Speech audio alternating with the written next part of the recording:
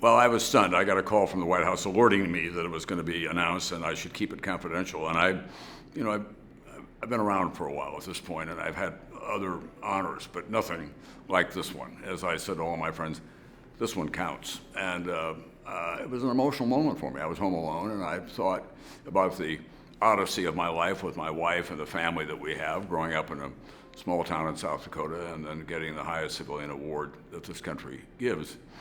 And what has been really gratifying is the response.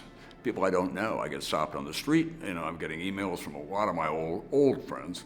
But the best part of it is the people on the street, cops, taxi drivers, tourists in New York, coming over and being very enthusiastic about the fact that I'm getting it. So I think I'll get out of here alive. Well, I had grown up as a political junkie from my earliest memory. I was interested in politics and how that system works. It is the glue that holds us together, and sometimes imperfectly. And then I discovered, as I was coming of age, the place that journalism plays and all that, and I thought it was a perfect intersection for me. And so I think my contribution has been that as a journalist, I've worked very hard, whatever party happens to be in power, to reflect accurately what they have in mind and where they want to go and how we all have a place in all of this.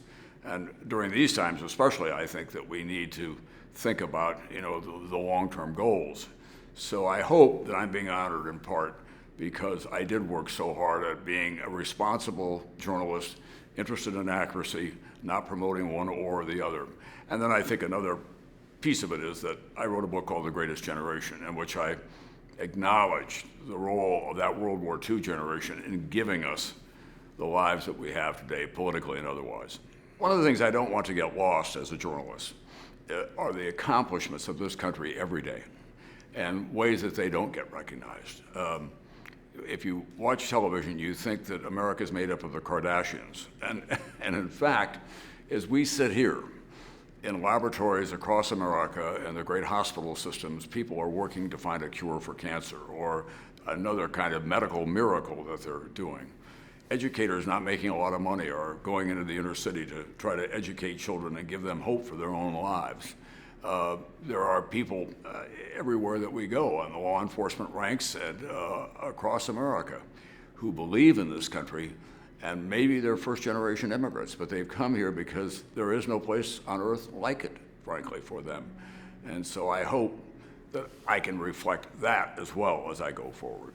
Looking back, I was with one of my colleagues last night that we worked together 40 years ago, and he was a senior guy then, and I learned from him about journalism is a serious calling. It is not just about celebrity or being on television or putting on makeup. It is about telling the country what it needs to know to make decisions about their lives and their government and their future. And it's not vested with an ideological strain of one kind or another. People need to know factually what is happening so they can make informed decisions about where their country is going. Because at the end of the day, the government and the political system binds us in a way. And we're not always happy with the outcome, but that's the nature of democracy. But to get to where you want to get to, you have to have information that is credible and reliable and will hold up over time. And I think that's what the role of journalism is.